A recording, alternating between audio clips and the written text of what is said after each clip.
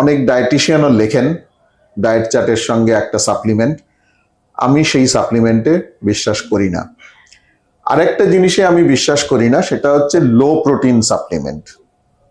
যদি আপনাকে সাপ্লিমেন্ট খেতেই হচ্ছে, তার মানে আপনার প্রোটিন কম, আপনি খেতে পাচ্ছেন না, তাহলে সেক্ষেত্রে লো প্রোটিন সাপ্লিমেন্ট খাওয়ার কোনো মানে হয় না।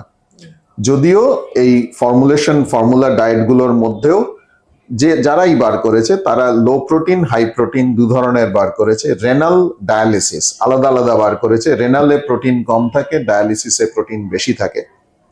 কিন্তু যদি সাপ্লিমেন্টই খেতে হচ্ছে, তাহলে আপনাকে বেশি প্রোটিন জিনিসই খেতে হবে।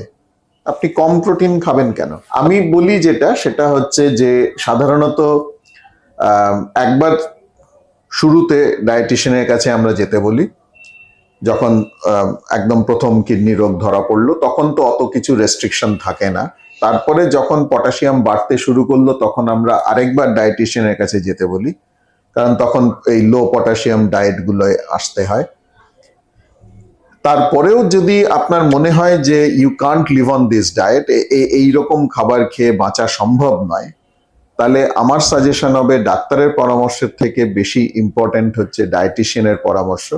কারণ তারা তাদের মাথা চুলকে আরো কিছু সবজি আপনার ডায়েটে, আপনার ব্লাড টেস্ট রিপোর্ট আর আপনার খাদ্য কি খেতে ভালোবাসেন, কি খেতে চান আর কি খেতে চান না, পুরো ডায়েট চার্টটাই এমন হলো যে আমি ওই জিনিসগুলো কিছুই খাই না।